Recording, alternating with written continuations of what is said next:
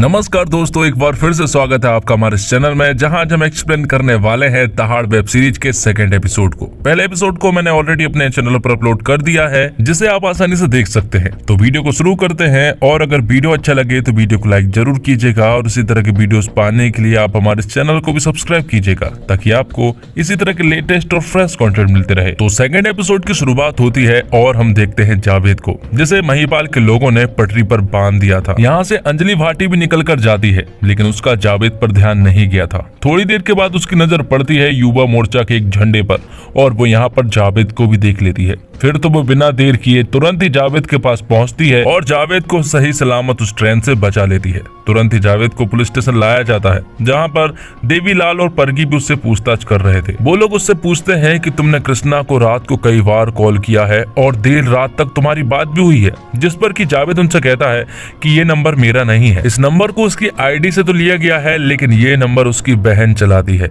और उन्हें यहाँ पर यह भी मालूम चलता है कि दरअसल में जावेद की बहन 6 महीने से गायब है, जिसकी गायब हो जाने की रिपोर्ट उन्होंने थाने में नहीं लिखाई थी। अब आगे हम आनंद को देखते हैं, जो कि अपने छोटे भाई की शॉप पर गया था। उनकी ज्वेलरी की शॉप होती है। यहाँ पर वो दोनों आपस में बात करते हैं, और यहाँ पर आनंद का छोटा भाई उससे कहता है कि भाभी जहाँ पर काम करती है वहीं पर जय नाम के लड़की के साथ उसका अफेयर है, लेकिन आनंद उससे ये सारी बात करने से मना कर देता है। अब आगे आनंद की वाइफ को दिखाया जाता है, जिसका जय नाम के आदमी के साथ अफेयर था। वो ये सारी बातें जय को बताती है कि आनंद के पिता को और आनंद को ये बातें पता चल गई है कि हमारा और तुम्हारा अफेयर है। यहाँ पर जय उससे कहता है कि हम दोनों एक दूसरे से प्यार करते हैं, इसलिए हमें यहाँ से भाग जाना चाहिए। लेकिन आनंद की वाइफ उससे कहती है कि वो इतनी सेल्फिश नहीं है, उसका एक बेटा भी है, इसलिए वो ये सब नहीं कर सकती। अब आगे हम कैलाश परगी को देखते हैं, जिसके साथ वही कांस्टेबल था जिसके चंगुल से अल्ताफ भाग गया था, और अल्ताफ यहाँ पर परगी को रूट बता रहा होता है कि वो कहाँ से भागे थे। और यहाँ पर जब वो पेट्रोल पंप पर एक सीसीटीवी कैमरा देखता है, तो वो उसकी छानबीन करने में लग जाते हैं, जहाँ कैमरे में उसे एक ब्लू कलर की कार दिखाई देती है, जो कि यहाँ से 5:15 से 5:25 को निकली थी, और उन्हें समझ आ गया था कि ये वही कार है। अब अगले सीन में मंडावा पुलिस स्टेशन में हम रजनी को देखते हैं, और यहाँ पर महिपाल और उसके पिता के कहने पर उसने बयान दे दिया था कि अल्ताफ ने उसे किडनैप किया था, और उसके साथ बुरा बर्ताव के साथ साथ उसके साथ कई तरह की बुरी हरकतें भी की है। यहाँ पर पुलिस वाले उससे कहते हैं कि तुम्हारे एक गलत बयान के कारण अल्ताफ की जिंदगी खराब हो सकती है, लेकिन महिपाल और उसके पिता के कारण उसे यह बयान देना ही पड़ता है। अब अगले सीन में हम आनंद को देखते हैं, जो कि बच्चों को पढ़ाने के लिए गांव में जा रहा था, और साथ ही वो एक लड़की से भी बात कर रहा था।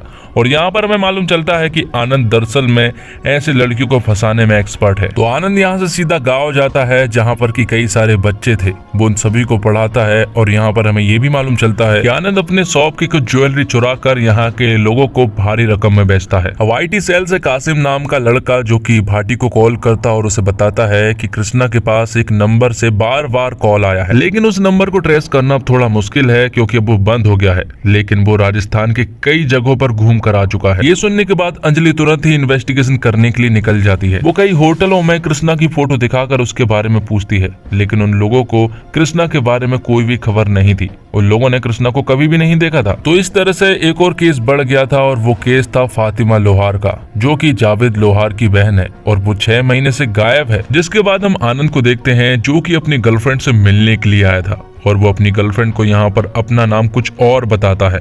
और यहाँ पर हमें मालूम चलता है कि आनंद इसी तरह के काम करता है। यहाँ पर उसकी गर्लफ्रेंड शादी के बारे में पूछती है, लेकिन आनंद उससे कहता है कि उसके घर वाले नहीं मान रहे हैं, क्योंकि वो बहुत ज्यादा दहेज की मांग कर रहे हैं। पर आनंद उससे ये भी कहता है कि अगर उसके घर वाले नहीं माने तो वो लोग भाग जाएंगे। अब अंजलि भाटी IT सेल में जाती है, जहाँ पर कि वो नंबर को ट्रेस कर रही थी और कॉल हिस्ट्री के बारे में निकाल रही थी। लेकिन यहाँ पर उन्हें मालूम चलता है कि एक पैटर्न था, जिसमें कि रात को ही हमेशा बात हुई है, और जिन लड़कियों ने आपस में बात की है वो गायब है। तो फातिमा को जो लड़की बार बार कॉल कर रही थी, वो उसके घर पर जाती है। और यहाँ पर अंजलि को मालूम चलता है कि दरअसल में वो लड़की भी गायब है, और वो कई दिनों से गायब है, लेकिन उसके घर वालों ने कंप्लेंट नहीं की थी।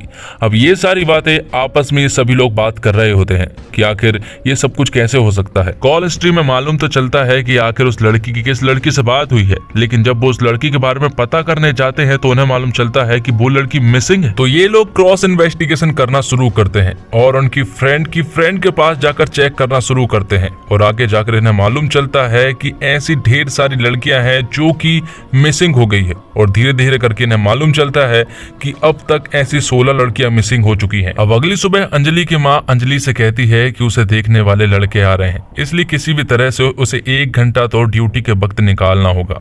लेकिन अंजलि उनसे कहती है कि उसे बहुत ज्यादा काम है और वो बहुत ज्यादा बिजी है, इसलिए वो नहीं निकाल पाएगी। पर वो अपनी माँ की बात को टाल नहीं पाती, इसलिए वो हाँ कर देती है। अब पुलिस थाने में सभी लोग बात कर रहे थे और उन्हें ऐसा लग रहा था कि शायद कहीं ना कहीं ये सब कुछ एक ही आदमी का काम है, लेकिन आखिर वो आदमी ऐसा क्यों कर रहा है ये उन्हें नहीं मालूम, क्योंकि सारे केसेस में लड़के ने लड़की को फंसाया है, क्योंकि लड़कियों को फंसाने का पैटर्न बिल्कुल सेम लग रहा है, क्योंकि लड़के ने लड़कियों को शादी का झांसा दिया है और जब वो गायब हुई तो सबके बीच में ये सिमिलर पैटर्न है और लड़कियों के घर वालों ने कंप्लेंट तक दर्ज नहीं कराई है। अब आगे एक रेस्टोरेंट में अंजलि को देखने वाले लड़के आए हुए थे, वो यहाँ पर अंजलि का बहुत देर से इंतजार कर रहे थे। थोड़ी देर के बाद यहाँ पर अंजलि आ जाती है। अंजलि उनसे बात करना शुरू करती है और यहाँ पर अंजलि लड़के से कुछ इस तरह से बात करती है जैसे मानो कि वो उससे बात नहीं बल्कि इंट्रोगेशन कर रही हो। तब लड़के की माँ गुस्सा हो जाती है और ये रिश्ता बनने से पहले ही टूट जाता है। इसके कारण अंजलि की माँ उस पर बहुत गुस्सा करती है।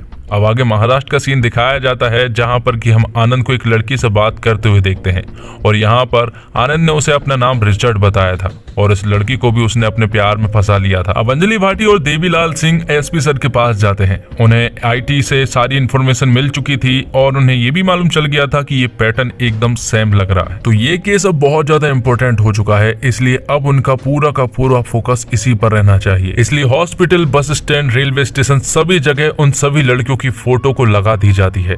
अब आगे हम स्कूल का सीन देख पाते हैं जहां पर कि कुछ लोग क्रिकेट खेल रहे थे। तभी एक बॉल एक छोटे से बच्चे को लग जाती है और यहाँ पर हमें मालूम चलता है कि जिस बच्चे ने बॉल मारी है वो किसी और का नहीं बल्कि देवीलाल सिंह का बेटा है और यहीं पर हम आनंद को भी बैठा हुआ देख पाते हैं।